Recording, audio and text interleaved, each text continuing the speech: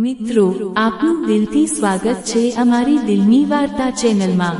આજે અમે તમારા માટે એવી અદ્ભુત અને રહસ્યમય સ્ટોરી લઈને આવ્યા છીએ જેને સાંભળીને તમે ખરેખર ચોંકી જશો।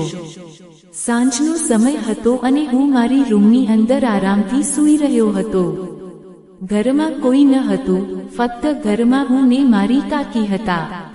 બધા લોકો લગ્ન પ્રસંગે બહાર ગયા હતા। કાકીએ મને નીચેથી અવાજ આપી કે બેટા, જમવા નીચે આવ। તો મેં કહ્યું કે કાકી, તમે જમી લો, હું થોડીવાર પછી જમી લઈશ। કેમ કે હું મારા ફોનની અંદર એક સુંદર મજાની મૂવી જોઈ રહ્યો હતો। મૂવી જોતો જોતો મારા મનમાં થોડી કલચલ થવા લાગી અને તે વખતે મારા કાકી મારા રૂમની અંદર આવી ગયા અને આ બધું જોઈ ગયા। આ બધું જોઈને તે ખૂબ જ હેરાન થઈ ગયા। થોડીવાર તો મને જોતા જ રહ્યા, કશું બોલ્યા નહીં અને પછી તેણે કહ્યું, અરે, આ બધું શું કરે છે? તેની વાત સાંભળીને હું ખૂબ જ ડરી ગયો। હું વિચારવા લાગ્યો કે જો કાકી આ વાત ઘરના લોકોને કરી દેશે તો મારું શું હાલત થશે?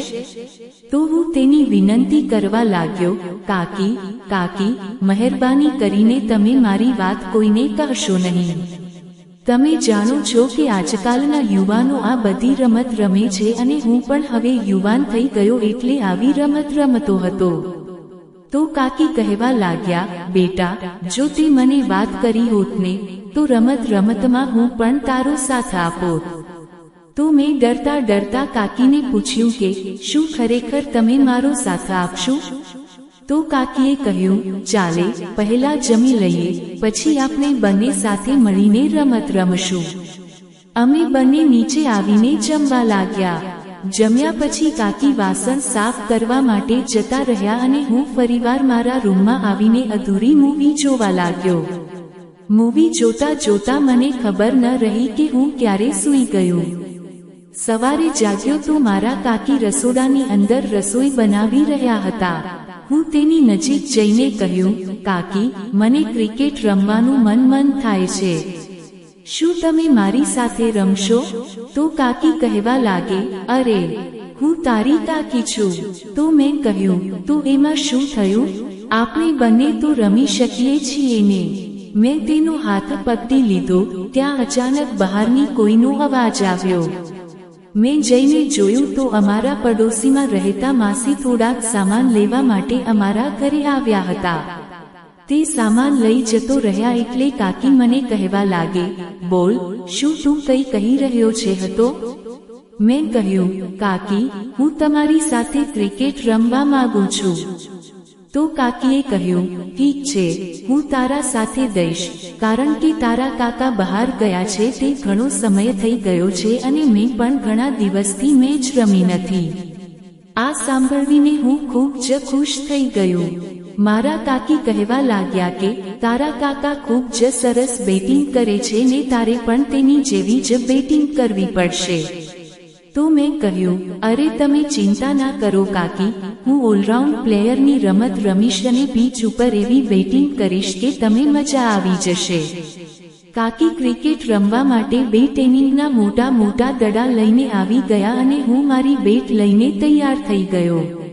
એક પછી એક બોલને હું બાઉન્ડરીની બહાર ફટકારી રહ્યો હતો। કાકી કહેવા વારા ગારે, વાહ, તું તો ખૂબ જ સુંદર ખેલાડી છે, તું ખૂબ જ ઝડપથી અને પાવરફુલ રમત રમે છે।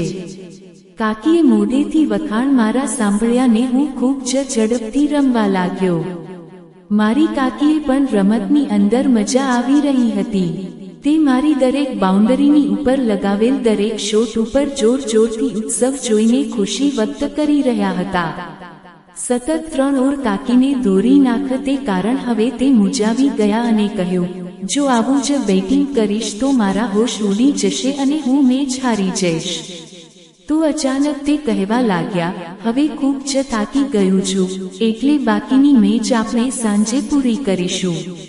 અને પછી અમે બંને ફેસ થવા માટે જતા રહ્યા। તો મિત્રો, બીજા દાળમાં શું થયું? મિત્રો, આજની સ્ટોરી તમને કેવી લાગી? તમારા વિચારો અને લાગણીઓ કોમેન્ટમાં જરૂરથી શેર કરજો। તમારી કોમેન્ટ અમારી માટે બહુ મૂલ્યવાન છે। અને હા, જો સ્ટોરી ગમી હોય તો દિલની વાર્તા ચેનલને સબસ્ક્રાઇબ કરીને અમારી સાથે જોડાયેલા રહેજો. ભાગ 2 આવશે.